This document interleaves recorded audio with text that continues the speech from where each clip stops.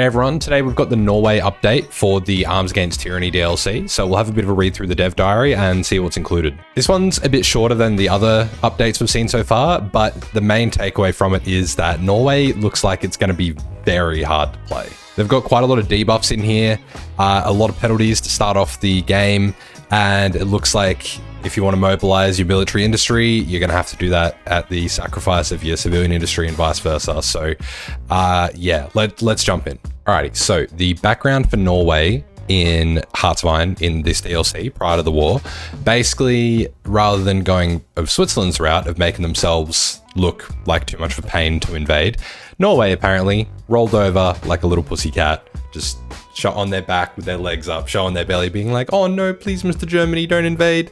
And that obviously didn't work. We know how that happened. So that's represented in game by there being so many like national spirits and stuff, which make it much harder for you to basically do anything. So look at this. Complacent cabinet. It's painful to look at, honestly. You also start off with a theorist that costs 200 political power to replace and increases your conscription laws cost by a bunch. So yeah, not super great. It'll take a bit to get rid of that, although your political power is already reduced by having this complacent cabinet. So yeah, tough times early on for Norway. And then just to pile on even more, you've got these other focuses, obsolete armed forces, just makes your troops even more shit.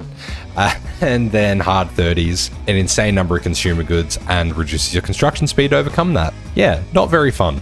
We do get a really good look at the historical focus tree for Norway, however, and if you sort of the further down you go, there are some, they look like later game focuses to help you come back to Norway. I mean, in the dev diary, this focus appears to be a joke. I'm hoping, I don't know, I'm guessing there'll be more stuff to come. I don't know. One thing which I'm a little bit intrigued or concerned to see how this will go is you do get access to, what am I doing here?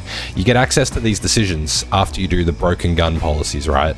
And this is basically how you'll develop the country. But each one of these costs you 50 political power to complete.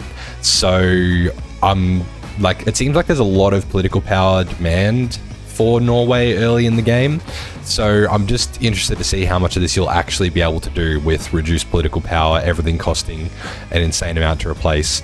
So yeah, we'll have to see how it goes, but it looks like this is going to be pretty much the main way that you'll end up getting factories. The further you develop a state, you can do it up to 3 times, and the further you develop it, the more like factories and bonuses you'll get to building in that state. And that is all for civilian factories. However, once the war starts, you can, well, that will switch over to you being able to create military production, which again, once a war has started, it's kind of a bit late to then begin your military buildup. So Norway is going to be very, very challenging. This is what I was talking about, the preparing the return to Norway focus. Nothing here yet. I mean, it would be hilarious if they left it like this, but surely there's more to come in there. I don't know, we'll have to see. And just to compound on that further, once Germany does invade, you have the opportunity, risk, however you want to look at it, of there being a civil war. Once Germany does land, the fascist invasion of Norway will auto-complete, and then this event will pop up. So you can basically overthrow the current government. You can try to delay the coup. However, if you drop below 50% surrender progress, that will fire anyway.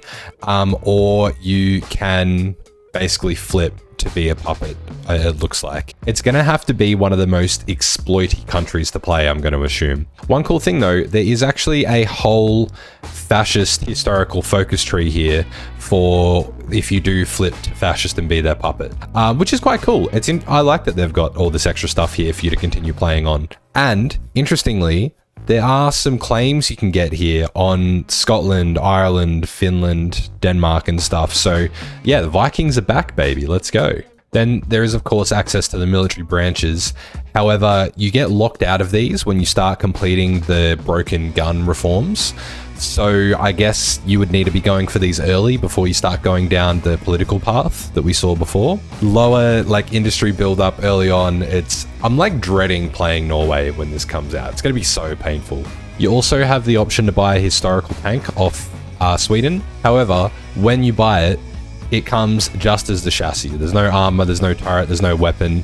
Historically, they refitted it with just like basically a water tank on the lid and then a machine gun sticking out of it, and the tank didn't even get used. But you can do that if you wanted to. You get a decision to invest, or to by Sweden's tanks, even Soviet tanks and stuff. So look, maybe it's not all doom and gloom. Maybe there will be opportunity to hold out a little.